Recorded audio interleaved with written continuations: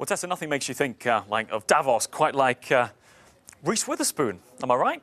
Well, bear with me. Look at this. This is the 10-year challenge. Reese Witherspoon, one of the first celebrities to do this. 2 photographs taken a decade apart, although obviously lots of people pointing out how wonderful she still looks. But the point of this is it was part of that big craze where people were posting 2 pictures of themselves side by side doing the 10-year challenge. So we thought, well, we give Davos the 10-year challenge. We'd have a look back at what people were talking about in 2009 and then fast forward to this year. So here goes. Let's just rewind to 2009. And first of all, remember those blackberries going off and ruining your conversations?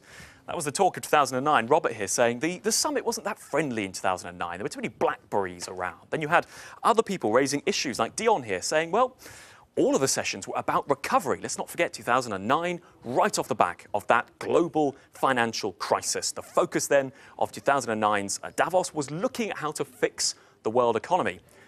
Seems to be a recurring theme. Let's move on to this one here. Mr. Zuckerberg, Mark Zuckerberg, at this stage, well before the fake news controversies, was talking up the need for more openness and how apps were going to lead the way.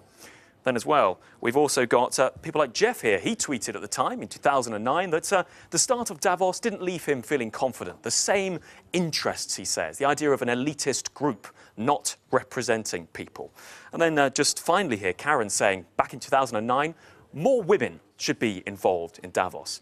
Now, it's fair to say, taking some of the key themes from there, fast forwarding to today, you might be forgiven for feeling you've got a bit of déjà vu, but actually some brand new things too. Look at this picture, a picture of Mr. Bolsonaro from Brazil dining alongside Apple's Tim Cook here. Now, this is an incredible picture and reflects a new reality, the rise of populist politicians and a new challenge to the way the world is governed. Let's bring you up some other striking images, like this one here. David Attenborough and Prince William. Climate change now really front and centre of this year's World Economic Forum. But you've still got many of those same sentiments we talked about there, like this tweet from Mark sums it up. 1,500 private jets, he says, flying to Davos for a global talk about combating climate change.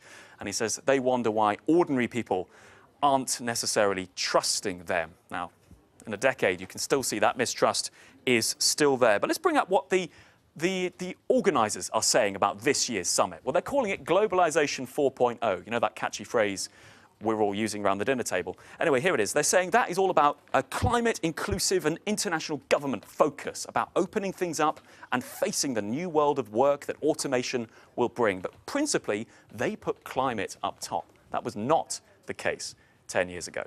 But just finally, I've got a bit of a challenge to you in the panel. Guess whether this tweet was from 2009 or 2019.